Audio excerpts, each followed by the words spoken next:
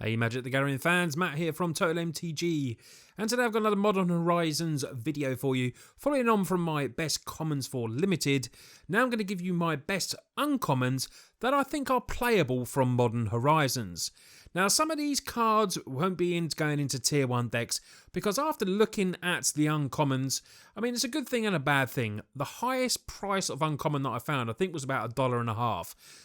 Maybe pushing $2, which is very strange for a brand new modern set to come out. Personally, it's good because we get a lot of cool cards and not going to cost us the earth. We're going to be able to buy lots of these and multiples for the decks we want.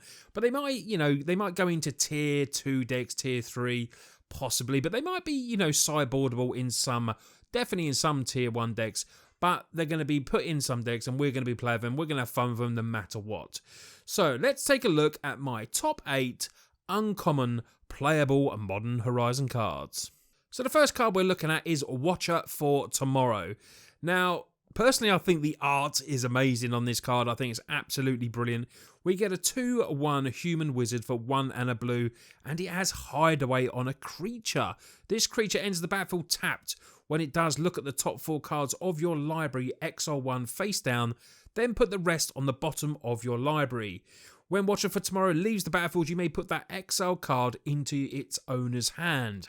So this screams to me going into a blink effect deck. I feel like this will be very, very strong going into that type of deck. For those of you who have played with a card called Impulse, this has a sort of slow impulse feature, which I think is still very, very good.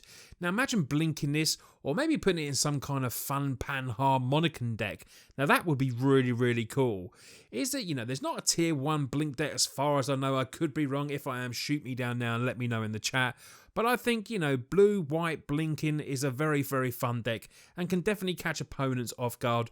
Maybe it's going to go into an F&M deck, but I feel this card has definitely a little bit of potential. And for the art alone, mate, I want a playset straight away. So the next card we're looking at is Carrion Feeder. This is a 1/1 zombie for just 1 mana. Carrion Feeder can't block, and sacrifice a creature, you get to put a 1/1 counter on the feeder as well. Now, this could definitely, I think, make the tier 2 zombie deck. Carrion Feeder obviously has been a reprint, but it's never been in Modern before, which is what's great about this. Carrion Feeder with probably the most disturbing art you'll see from the whole set. If you've never seen Deadpool, well, that's the creature on the art for me without a doubt. Zombies are a very popular deck for people, and maybe this could make you just rebuild that deck. I'd say it's probably a tier 2 deck, which isn't too bad. Maybe going into an F&M again, you can take people down with your mono black zombies. But Carrion Feeder is definitely a card that I could see playable in that type of deck, and comes in there as one of the cards that is playable for Modern Horizons. The next card for me that I think could definitely see play is a card that could potentially see in a... Ponza, is it a tier 1 deck? I'm not too sure. Maybe 1.5. But Pillage for me can definitely go into that deck.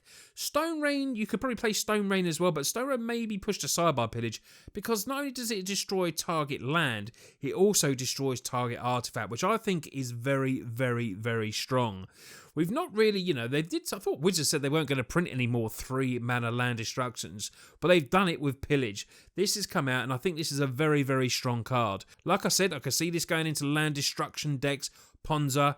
That is one deck that I definitely play, and I will certainly be giving this a chance, and hopefully it will do some work for me. And I like the versatility that it can do artifacts as well. Very strong for me, and it's definitely a card that I could see playable from Modern Horizons. The next card on the list is Lana War Tribe. Triple green for a 3/3. Tap it to add 3 green mana. Look at the art on this, have the little Lanoirs there, all the different types of Lanoirs. I think this is a very sweet card. And in a ramps deck, maybe green-red ramp, or maybe just mono-green ramp, this is the kind of card that could really, put it over the top. Turn 1 Lanoir Elves, turn 2 Lanoir Tribe, and then you're tapping for big mana. It's going to be like mono green Tron without the Tron. Lanoir Tribe for me is definitely a card that could probably see play, and maybe will help that mono green aggro deck, stompy deck, maybe go up a few notches in the tiers and make it a very strong deck. Lanoir Tribe, interesting to me. I love the Elf Druid, and it goes in there as a playable card for me. So the next card is Cunning Evasion. This 1 and a blue 2 mana enchantment. This is just a build around card for me. Whenever a creature you control becomes blocked, you may return it to his owner's hand. Now, if you mix up the colour of this and maybe add in some really fun cards, Siege Rhino, anything that has an enter the battle effect, I feel this could be really, really strong. You'll be attacking in, opponent then decides if it becomes blocked, and then you may have to be returned to your hand. You play it again and get a really cool enter the battlefield interaction. Cunning Evasion, and it's a blue card, I'm going to love it. It's definitely a card that won't probably be in tier 1 decks, but maybe you could make a really strong, make additions to the deck, make it, have some strong components around Cunning Evasion, and it could definitely be a fun FNM deck for sure. And I could definitely see this being playable. Not sure what tier, but Cunning Evasion is one that I'm going to be brewing around. The next card on my list is Generous Gift. This is an instant speed 2 white destroy target permanent. Its controller creates a 3/3 green elephant creature token. I could see this popping into sideboards or potentially tier 1 decks. Because, giving your opponent a 3/3 green elephant creature is a lot better than them having, say, an Ugin, or say a Liliana the Last Veils, or Jace the Mind Sculptor. This is definitely going to be played in mono white decks. I think this could definitely see a little bit of sideboard play. Beast Within is a good card. I mean, this is definitely going to smash it into EDH without a doubt. But Generous Gift, I like, it gives white an extra bit of, destroy, which is what it needs. It's normally exile. But, maybe exile would have been better on this permanent. I'm not too sure. Exile, target permanent. But destroy target permanent and giving them a 3/3 elephant token, for me, is value. And I could definitely see this in some sideboards and possibly, in some tier 1 decks.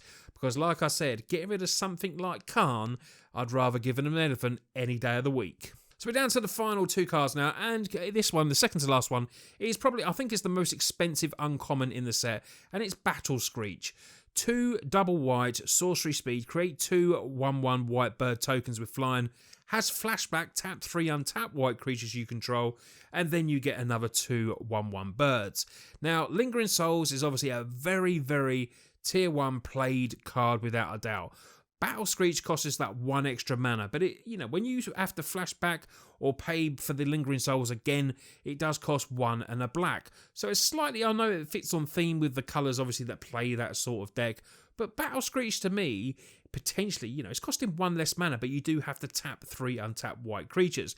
Now, you're creating 2 already, so Battle Screech to me is definitely going to be played in some kind of decks. It maybe will be played alongside Lingering Souls as well, but, I'm not saying it's better than Lingering Souls. What I'm saying is you're getting value from this card. You're going to be creating 4 bird tokens, and the flashback isn't going to cost you mana. Technically, you're just tapping creatures down instead.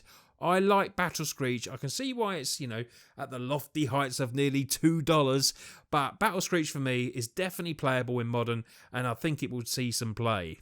So the last card on the list that I think is definitely going to see play, playable in Modern, it's going to help Infect and maybe make Infect a little bit better and maybe see, you're going to see people playing it again, is of course Scale Up.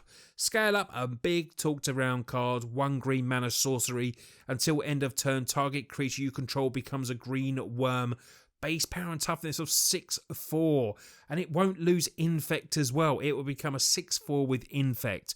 You can overload this for 6 mana as well, so late game you can give all potential creatures this big toughness. Imagine putting it on an unblockable Infect creature as well. It just screams win-win. You can maybe potentially put this up with Mutagenic Growth and cards like this, and you can potentially hit with possibly, I think, a turn 3 or turn 2/3 win. It's going to be crazy, crazy good, and I'm sure when this set drops, people are going to be getting their old Infect decks out, and Scale Up is going to be in there maybe as a 3 or 4 of. This will definitely see play for me if Infect gets revived, and Scale Up can be definitely in there as a playable card from Modern Horizons. So that's my 8 uncommons from Modern Horizons that I think we'll see Modern playable. Some will be tier 1, tier 2, maybe tier 3, and some will just be in brews, but these are playable cards for me. Let me know what you think of any uncommons that you think may be in there as well. Fact or Fiction is an honourable mention for me because I do think that will see play as well.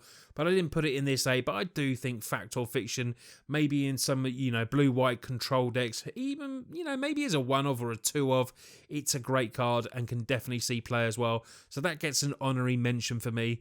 I want you to put in the comments what you think of these cards and the decks they could go in, and any other uncommons from Modern Horizons that you think are absolutely playable. My name's Matt from Total MTG. I just want to say thanks for watching the video, and all the new subs that have arrived, I want to say hello and welcome to the channel. I do videos every other day here on Total MTG, so loads of content for you to see. Thanks everyone to the support on the recent videos, it really does mean a lot, and I'll see you on the next video.